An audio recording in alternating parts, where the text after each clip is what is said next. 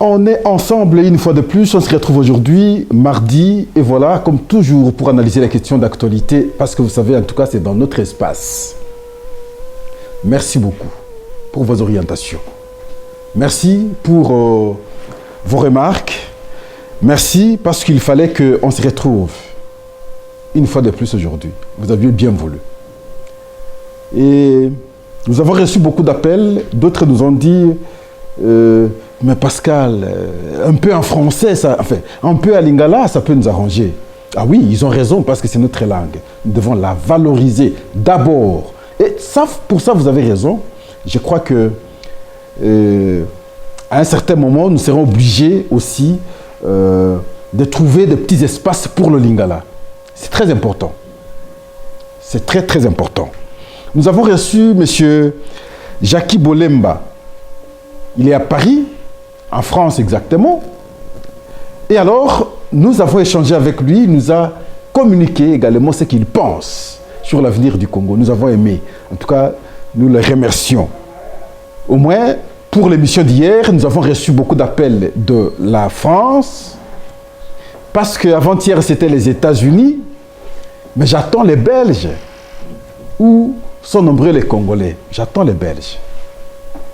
En tout cas, merci. C'est ici notre cadre d'échange. Et nous devons continuer ainsi. Aujourd'hui, nous allons échanger autour de 2 points. Mais le premier, c'est à titre d'information. Parce qu'hier, nous vous avons dit que probablement, heureusement, nous avions dit, probablement le mercredi, le gouvernement pourrait être investi. Non, le gouvernement alors ne sera pas investi demain. Soit les 10 ou les 11. C'est ce qui ressort des échanges entre Vital Kamerhe, président de l'Assemblée nationale, et Félix Antoine Tshisekedi, président de la République. Ils ont échangé hier sur ce qui semble être une crise après la sortie du gouvernement. Et, je vais dire, 2 dates ont été alors avancées, le 10 ou les 11, le gouvernement sera alors investi. Mais en même temps, ils ont pensé, pas ils ont, parce que pour une ordonnance, ça ne dépend pas du président de l'Assemblée nationale, c'est l'appréciation personnelle du chef de l'État. Il semblerait, moi je ne veux pas confirmer, qu'une ordonnance pourrait être prise, une ordonnance complémentaire pourrait être prise pour nommer cette fois-là le ministre en relation avec le Parlement. Quand j'ai appris ça, Pascal, j'ai dit que je ne suis pas d'accord. Ça risquera d'être une humiliation pour le chef de l'État. Ça donnerait l'impression comme si la première ministre n'a pas maîtrisé le secteur, ou tous les secteurs. Ce ne sera pas une bonne chose. Ce sera une grave erreur affichée à la face du monde. Et moi, je n'encourage pas cela. Nous avons la fonction publique qui existe. Je m'en souviens, bien avant, on n'avait pas aussi son ministère. Ce n'est pas pour autant que l'Assemblée nationale ne collaborait pas avec le gouvernement. À partir du moment où c'est que nous voyons arriver, est-ce que vraiment il est important de prendre une deuxième ordonnance complémentaire comme qui rectifie l'erreur? Non. Je n'encourage pas cela. Il y a des ministères qui ne valent rien. Prenons l'exemple du ministère de la Jeunesse. En toute réalité, ce ministère fait quoi au pays? En toute réalité, le ministère de la Jeunesse fait quoi? Son ministère avait son sens lorsqu'on parlait du sport, jeunesse et loisirs.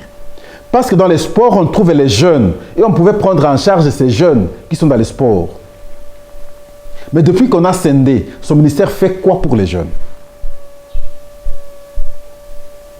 Vous avez le ministère de développement rural. Je crois que c'est comme ça. Et vous avez le ministère de l'aménagement du territoire. Bon, je ne sais pas, la différence, c'est à quel niveau? aménagement du territoire, développement rural. Quand vous n'aménagez, c'est le développement. Et le rural, le territoire est rural. C'est clair. Le problème, c'est à quel niveau? Comment scinder? Et voilà, moi je pense, à la place même d'avoir 54 ministres, on aurait dû avoir 52, 53, même 50, si on pouvait compresser et supprimer certains ministères en toute réalité qui n'ont pas de sens d'exister. S'il vous plaît, Pascal dit, ce ne sera pas prudent, ce ne sera pas conséquent de prendre la deuxième ordonnance complémentaire pour la nomination du ministre en relation avec le Parlement. J'ai dit. La question du jour, c'est la question sécuritaire.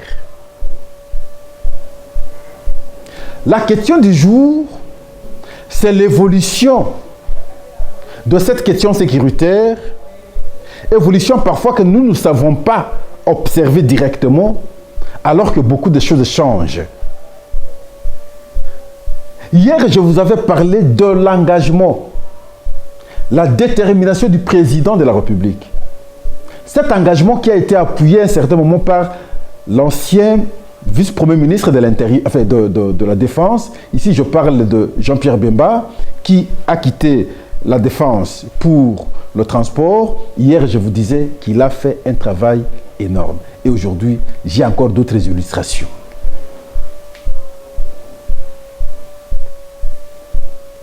Le général et major Mpezo Bruno, ancien commandant de la 34e région militaire au Nord Kivu, est aujourd'hui devant la haute cour militaire. Pourquoi? Parce qu'il a eu à détourner la ration militaire. 3 mai 2024, l'instruction de la cause opposant l'auditeur général ministère public au général-major Mpezo Mbele Bruno, ancien commandant de la 34e région militaire. Ces derniers est accusé avec le colonel Mboma Boukila, directeur des finances de la dite unité, pour avoir détourné 20 000 $ américains, soit 241 millions de francs congolais destinés à la défense de la ville de Goma. Devant les juges, les deux prévenus ont reconnu avoir perçu cette somme. Cependant, les reçus des fonds remis aux unités opérationnelles sont restés au bureau à Goma, ont-ils dit. Par contre, ils ont indiqué que les documents justificatifs faisaient défaut, dans la mesure où l'argent était en cours d'utilisation suivant la grille de répartition du chef d'état-major général des FARDC. Faux, a rétorqué le ministère public, qui a soutenu avoir été sur place à Goma et n'a trouvé entre les mains du comptable que 3 600 $ américains seulement mis à sa disposition pour les frais funéraires. S'il est vrai que les reçus existaient, Monsieur le Président, c'était à cette occasion d'aller insister pour que nous puissions récupérer ces reçus. Nous étions sur place. Les reçus n'existent pas. Mais par rapport à ce deuxième cas-là, nous avons recherché la dame Kalumbis auprès de qui il avait laissé l'argent. Et cette dame avait été entendue, Monsieur le Président, de ces juges. Ces reçus-là n'ont jamais existé. Et à votre niveau, vous avez même la possibilité d'agir par voie de commission rogatoire et vérifier si effectivement ces reçus existent. Ces reçus n'existent pas. Nous avions posé la question avant même de nous transporter sur le lieu. Pendant que nous étions ici, il nous a donné aucune indication. Nous arrivons sur place, nous avons vérifié, rien du tout. Et l'on se dit que l'argent était en cours d'utilisation. Donc on ne pouvait pas justifier. L'argent était en cours d'utilisation. Puis s'ils avaient reçu 241 millions de francs congolais, nous devions trouver cet argent-là. Mais sur les 241 millions en cours d'utilisation, on n'a rien trouvé en dehors de 3 600 $. Donc les chercheurs disaient au lieu de vous dire la vérité. La défense des prévenus a sollicité de la haute cour militaire la comparution du chef d'état-major de la force terrestre en vue d'éclairer sa religion sur ces dossiers. La cause a été renvoyée à jeudi 6 juin 2024. Militaire non général, l'audience de séjour est suspendue. Mais nous savons comment les Congolais prononcent les choses. Même si qu'on soit de la partie Est, qu'on soit de la partie Ouest, qu'on soit de l'Est, qu'on soit du Nord, nous savons, nous connaissons, les Congolais se connaissent. Soulevez, ne fût-ce que l'air non, vous sentez qu'il s'agit effectivement des Rwandais. Mais ils ont occupé des fonctions ici. Des gens comme ça, s'ils sont en opération, ils sont dans les commandements. Vous pensez qu'on peut avoir quels résultats? Voilà le fruit de ce qui a été pensé, l'effort qui a été fourni. Et on commence maintenant à atteindre ces objectifs. Ils se sentent aujourd'hui mal à l'aise. Pourquoi ils se sentent mal à l'aise? Parce que ce travail d'identification des infiltrés s'est fait. Le travail de l'identification des non-congolais s'est fait. D'autres me posaient la question hier, mais Pascal, vous parlez souvent de l'identification des infiltrés. Où sont ces infiltrés en question? Voici la preuve. Ne me posez pas cette question, au moins que vous ne soyez pas vous aussi congolais. Quand vous allez à Ndolo, vous allez les trouver, ils sont très nombreux, ceux qui sont arrêtés. Beaucoup ont fui, ont quitté ce pays. Pourquoi un Congolais peut fuir son pays pour aller où? Voilà la preuve. Ils sont là. Une fois de plus, je pense Augustin Prêt, ils peuvent vous balancer. Suivez, que ce soit leur prononciation, que ce soit leur visage, que ce soit leur nom, que ce soit leur langue, parce qu'ils parlent en Kinyarwanda en même temps. Ils parlent en Kinyarwanda, clairement. Et vous allez comprendre qu'il s'agit en tout cas des Rwandais. Et nous avons été dirigés par les Rwandais pendant longtemps. Et c'est comme ça que Paul Kagame, depuis toujours, disait, vous n'allez pas gagner la guerre. Mais il avait raison parce qu'il savait qu'il a su nous infiltrer. Les militaires congolais, non, les militaires au Congo étaient des Rwandais. Non, ce travail doit continuer. Augustin peut nous balancer l'élément et pouvons nous suivre. Subalternes qui ont quitté le gouvernement congolais par rapport à tout ce qui se passe, l'injustice, la division, la maltraitance, ils ont choisi de venir donner main forte au M23, donner leur sang, servir la cause noble et juste. Vous allez vous demander vous. Ah oui. Moi, je le colonel Josué Biyoyo. Je suis le fils de la révolution. Juste pour chercher la paix, la cohésion, pour corriger le mal, la division et surtout ce que nous voyons de ces derniers temps là, dans ce pays, le tribalisme. Ça fait un temps, j'ai été arrêté pour cette même vision. J'ai fait 7 ans en Ndolo, 9 mois à la DEMIAB et la CNS. Après, j'ai été à l'état-major général et puis j'ai décidé de venir pour terminer la vision. Parce qu'il faut que nous ayons un endroit là où on va laisser les enfants demain. Là, ils vont vaquer librement les occupations. Raison pour laquelle on est là, pour corriger les erreurs et le mal qui se voit et que les gens sont en train de vivre. Juste, on est là, c'est à la maison. Moi, c'est le colonel technicien d'état-major Balingen Saddam. Je suis le commandant 21e brigade Observance. Je suis aussi venu prêter main forte à la révolution. Merci beaucoup. Mimi colonel Niragire Karibushi Kifaru. Nilikuwa kiongozi wa 305e régiment par Sud Kivu. Je pense que vous aviez suivi. Vous vous êtes fait des idées, je crois. Non, c'est pas possible ça. C'est pas possible. Ils ont compris que les choses changent déjà aujourd'hui ici. Ça a commencé à changer. Les vrais ont pris le gouvernail. Les vrais Congolais ont pris le gouvernail. Ils conduisent le pays maintenant. Petit à petit, ça ne pouvait pas se faire brutalement. Il fallait aller progressivement, stratégiquement, intelligemment. Nous y sommes, petit à petit. Là, c'est les Rwandais.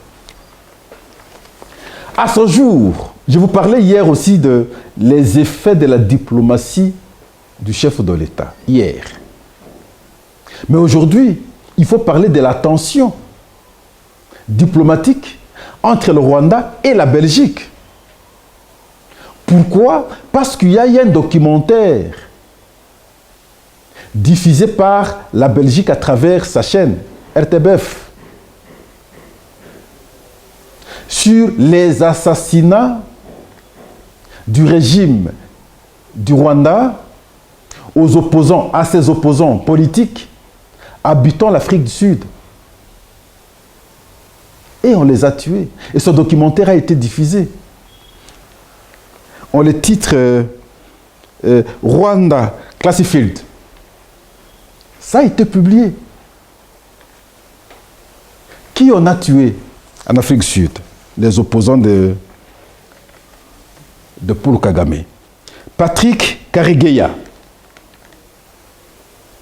Thomas Guézé et un avocat belge, Peter Yann, ont été tués, selon ce documentaire, par le régime rwandais en Afrique du Sud. Pendant que le monsieur qui était chez nous ici, comme ambassadeur du Rwanda que nous avions chassé, monsieur Vincent Karega, était lui ambassadeur en Afrique du Sud.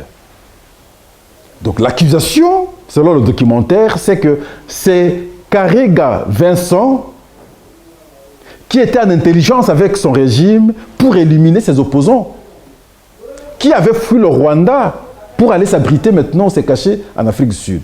Et on les avait suivis jusqu'en Afrique du Sud pour les éliminer. Et la Belgique diffuse ce documentaire. Le monde entier a compris.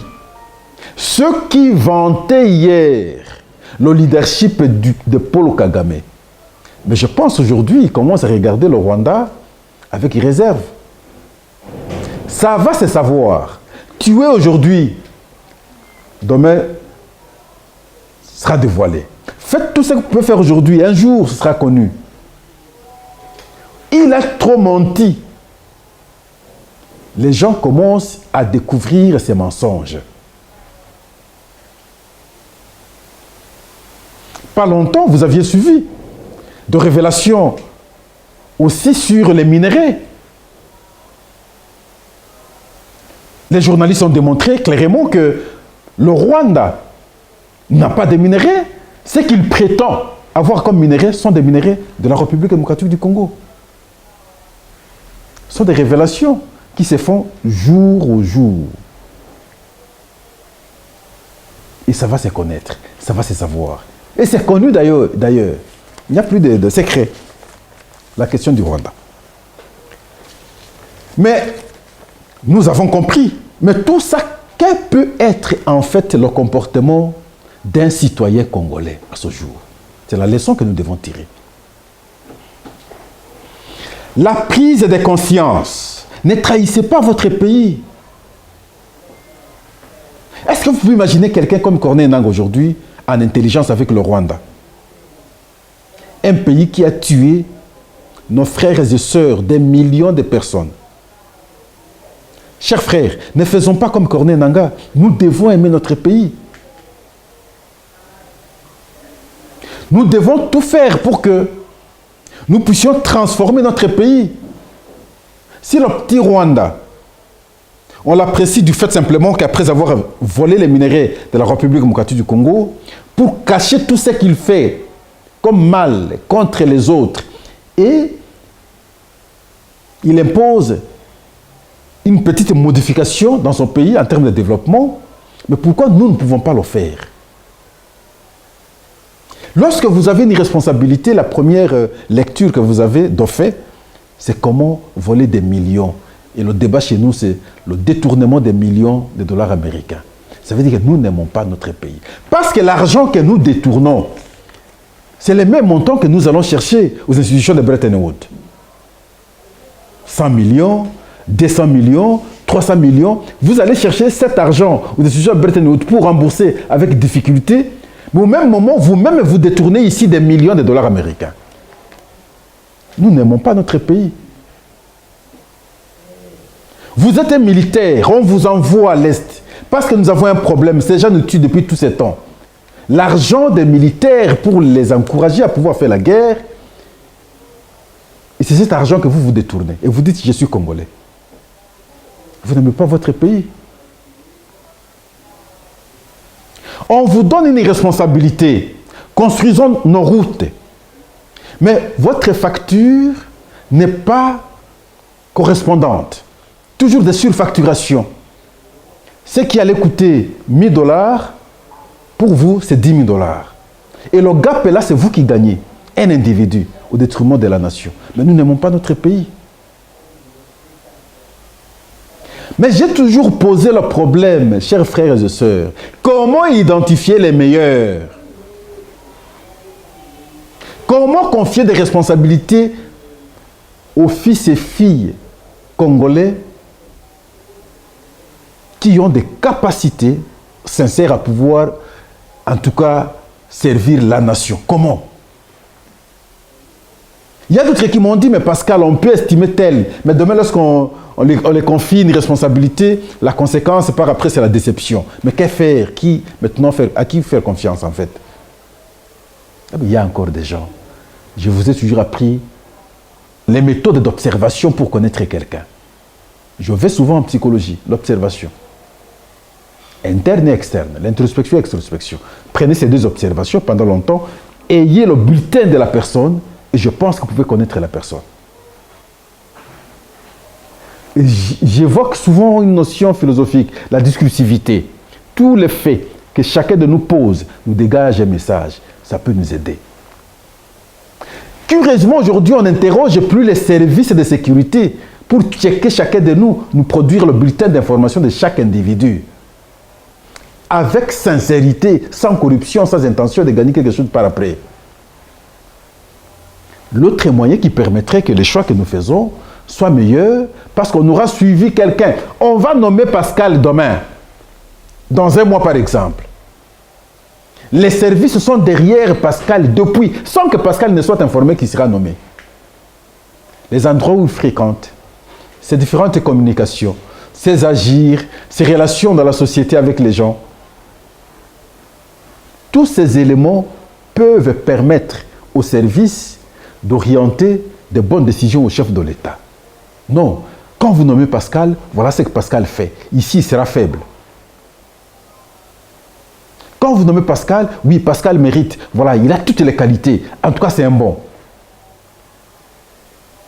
Et à ce moment-là, on peut sélectionner les meilleurs. On peut aussi avoir une école, comme Mobutu l'avait fait. Je ne sais pas, c'était l'école là, Kabobi, quelque chose comme ça. On peut avoir une école d'élite où on façonne les gens. Nous, aujourd'hui, nous sommes devenus des répétiteurs. Nous sommes devenus des répétiteurs. Nous ne réfléchissons plus. Nous ne concevons plus. Telle personne a dit, et moi je reprends intégralement ce que cette personne a dit. On est des répétiteurs. Nous sommes des perroquets, pratiquement. Incapables de bien concevoir. Et lorsque nous allons nous distinguer pour devenir des concepteurs, à ce moment-là, nous devenons des citoyens intéressants pour notre pays. Ayons des gens comme ça, aimons notre pays. Et voilà, nous avons le gouvernement, nous avons les assurances qu'il sera investi les 10 ou les 11, nous avons de nouvelles têtes qui ont intégré cette équipe gouvernementale. Espérons qu'ils vont faire un bon travail pour la nation. Parce que les 100 premiers jours, face aux défis, aux difficultés que connaît aujourd'hui la population, les réactions ne vont pas retarder à dénoncer le gouvernement actuel, l'équipe gouvernementale actuelle. Et voilà pourquoi cette équipe a tout intérêt, dès le début, commencer à poser les actes, parce que les attentes aujourd'hui, c'est depuis les élections. Nous avons consommé un retard de beaucoup de mois. Lorsque nous sommes allés aux élections, les gens pensaient qu'aussitôt sortis des élections, et on va commencer à résoudre les questions. Et nous avons eu une période comme ça, neutre, sans réaction de l'État. Alors maintenant que nous avons le gouvernement, il faut réagir rapidement pour combler le vide, afin de satisfaire cette population. Le contraire, ça ne va pas tarder que cette population crasse sur l'équipe gouvernementale. Alors nous vous disons merci. Nous sommes à la fin. Merci beaucoup. Vous nous aviez fait confiance. Prochainement, nous allons revenir sur certaines dispositions de la Constitution que moi, Pascal, j'ai identifiées comme des impairs pour notre société. Que nous pouvons produire une réflexion sur ce que nous devons encore faire pour notre avenir. Ici, la Constitution de notre pays. Et nous allons, cette fois-là, discuter très très scientifiquement, sans passion, parce qu'il s'agit du pays, sur ce qu'il faut faire comme proposition aux dirigeants afin de prendre une décision sur le maintien ou non de cette constitution. En tout cas, merci. À la prochaine. Pas ailleurs. En tout cas, ici. Au revoir.